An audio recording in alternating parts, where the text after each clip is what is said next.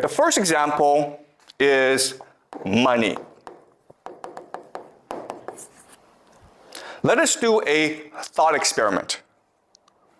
I'm a bank, okay? I decide I want to open a bank.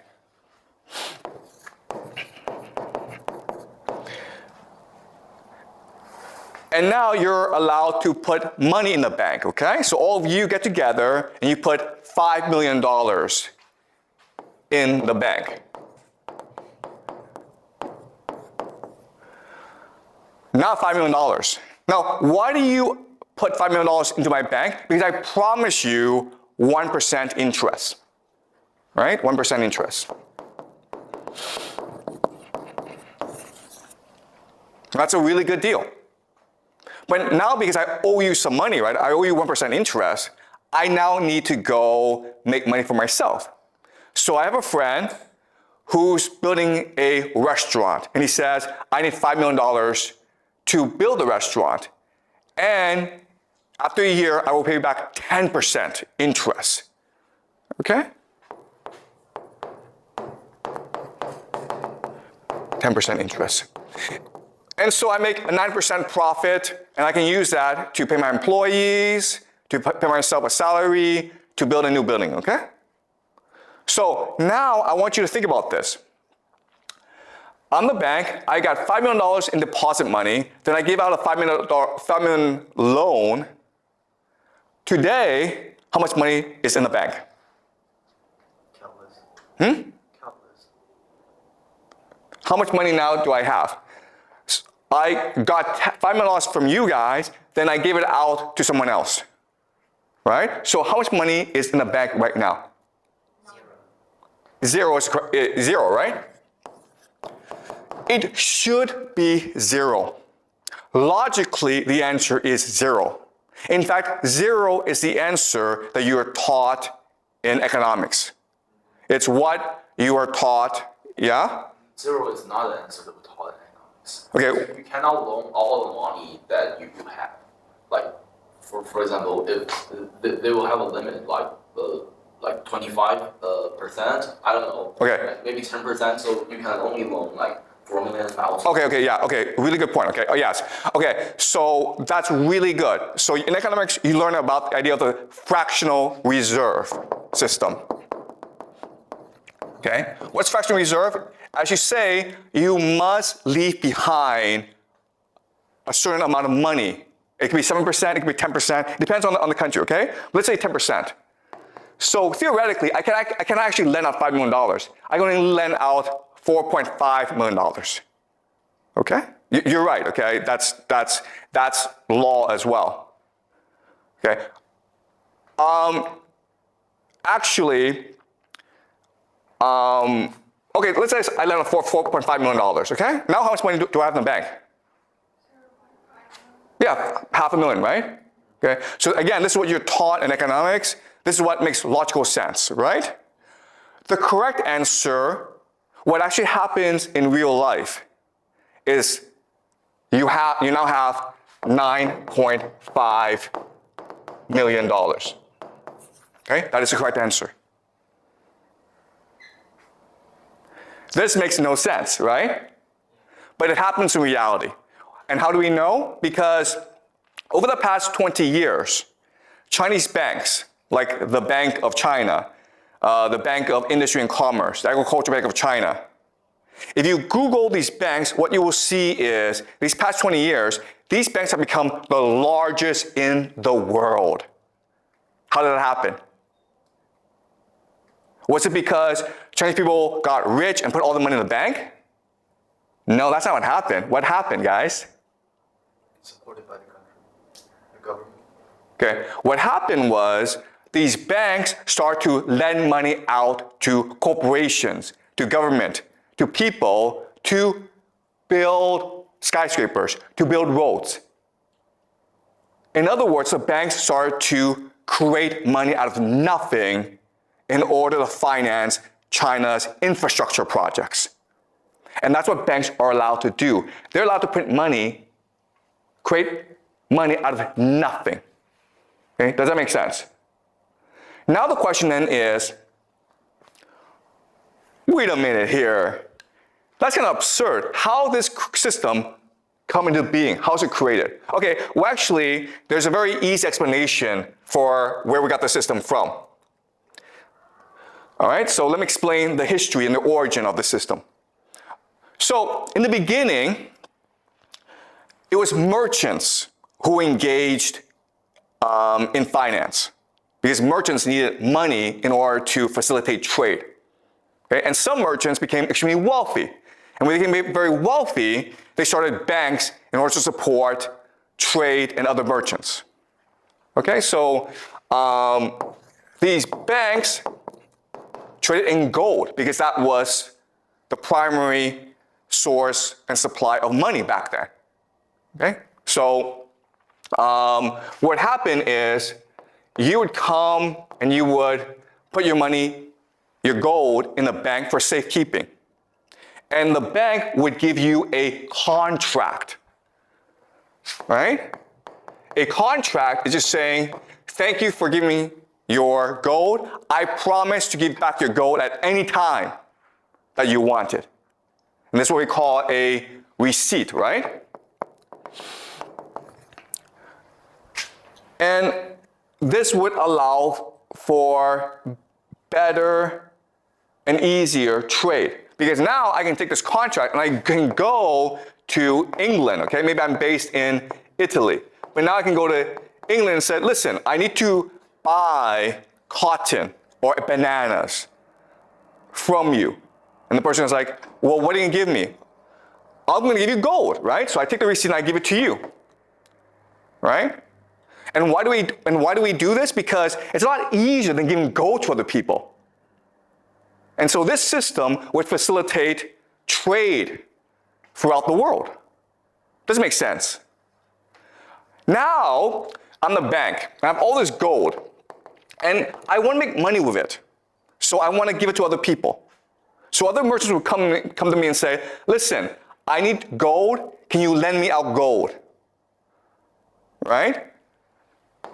But I say to him, yeah, but if I give you out the gold, you have a security issue. It's inconvenient for you. So why don't I give you a receipt, a contract instead?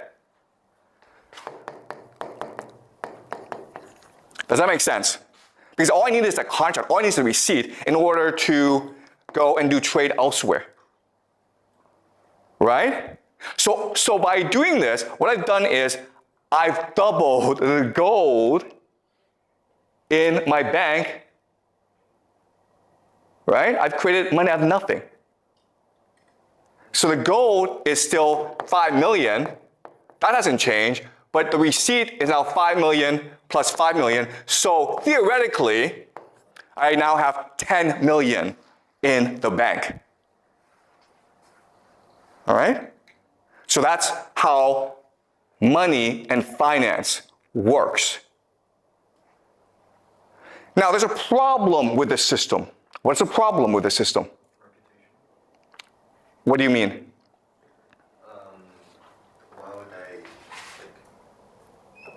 Why would the other people take the receipt as gold, as the same value? Okay, that's a good question, okay? Why is it that people believe in me? Okay? The answer is very simple. The answer is because for most of human history, people didn't need money. If you were just a normal person, what were you doing? Were you in a village growing crops? If you wanted to like get new stuff, what would you do? You would trade with someone else, right? Maybe you have a gold that I want. Well, then I would trade you a cow for it. So we didn't actually need money. So for most of human history, no one had any need for money. It was only in certain circumstances that you would want money. So for example, marriage, right? Okay? So throughout most of human history, money represented debt that could be unpaid.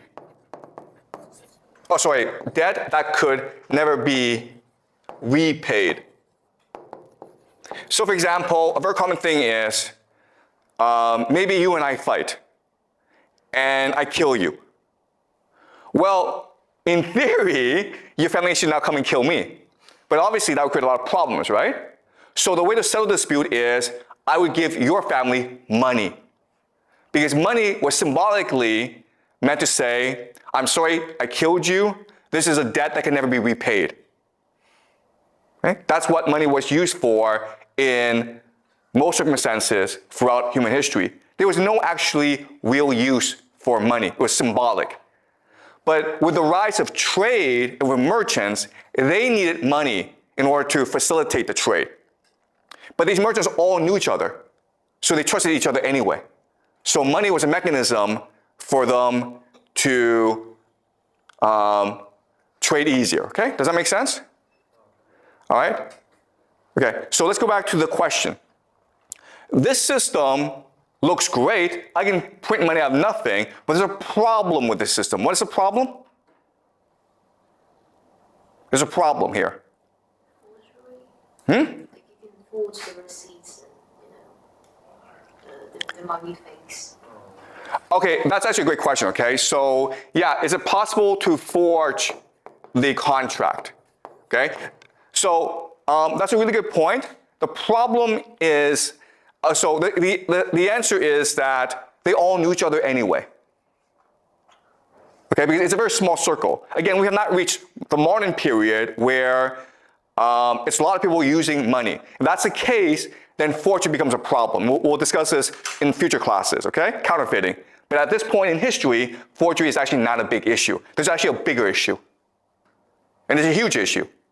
What's the issue? I have $5 million of gold, right? There's about $10 million of gold out there in receipts. What's the problem with that? The problem is that if everyone wants to go at the same time, I go bankrupt, right? Because I lose my reputation. The contract says that at any time you want the gold, I must give it to you. But if I have if there's $100 million in gold contracts, but I only have $10 million in gold, only if 15 million wants the gold back, then I'm screwed. This is what we call a bank run. Okay, a bank run. And this is a huge problem for merchants. Okay? There's also another problem with the system, and the problem is this. Who do I usually lend my money to? Do you guys know? If I'm a bank, if I'm a merchant, who do I usually lend my money to? Okay, guys, today we lend the money to entrepreneurs. But back then, there really weren't entrepreneurs. There were kings and noble people. And what did they do all the time? Why did they need money? To fight wars, okay? That's why there's a demand for gold. Because if I'm a king, I need to fight a war, usually against my brother or someone else to control this territory, right? Now, the problem with this is I could get killed, in which case, oops. But also, what's much more common is the king would be like, screw you, bank, I don't need to pay you back. Okay? So there's actually a lot of risks with this system. So over time, develop a system to mitigate or reduce this risk. Okay? What would they do? What they would do is they would create cartels. Cartels are just partnerships. So maybe this bank works with another bank, throughout Europe. And the way they establish these cartels is usually through intermarriage, right? They would marry each other, they would combine together. And that way, let's say 15 million of receipts wants back the gold, but there's only 10 million. Well, guess what? You just go to another bank. Okay? And let's just say a king decides, I'm not going to pay you back, bank. Well, your bank works with other banks to establish a new enemy to kill the king to get the money back. Do you understand? And this system is what we call today central banking. And what you will learn in this class is central banking controls the world today. Okay? Now, what's really important about this system is that it's based on power. Right? And what power is, it can turn nothing, money, the contract into everything. Okay? That's what money is. Okay, so we live in a world in which banks can print out money, right? So now let's ask ourselves a question. Wait a minute here. If the banks can print as much money as possible, why do we have poverty? Right? Because we can just give money to poor people and they wouldn't be poor anymore. Why do we have poverty? If there's all the food in the world that we want, why are people starving still? Why? Because we don't have limited resources. Okay, so we don't have limited resources, we have scarcity, okay? Right, so that is the common answer, scarcity. We have poverty because of scarcity. But I already told you this. They can print money out of nothing. So money is infinite. Money is an infinite resource. So why do we have poor people then? That's kind of strange. With money, aren't money just, used for trade? They still have limited resources and, the actual need, the actual needs. Okay, so you see what's happening is this. You all believe money is scarce, okay? But I just spent the past 10, 20 minutes explaining to you, it's not scarce, it's infinite. It's just a number. We can at any time print out as much money as we need, okay? So that's how power works. Power has brainwashed you into thinking something that is not true. You've been taught from the first day that money is scarce. But it's not scarce, it's infinite. And no matter what I say to you, you still believe this, okay? So you have to get that out of your head. Money is not scarce, it is infinite. So let's go back to the question. Why is there poverty in this world? Why do people starve? Why is there inequality in this world? Why are there poor people? Why are there rich people? What's the answer? Because they don't print infinite money. Okay, because it's scarce. So guys, this is amazing, okay? You guys can't get out of your head. You think money is scarce. You think it is not possible to print infinite money, when I already told you it is possible to print infinite money because they do this all the time. Yeah? The one who has the power don't want everyone to share the same. Yeah, because we don't want people to all have money. The powerful people don't want that. That's exactly the answer. And why? Because otherwise, no one would work. Do you understand?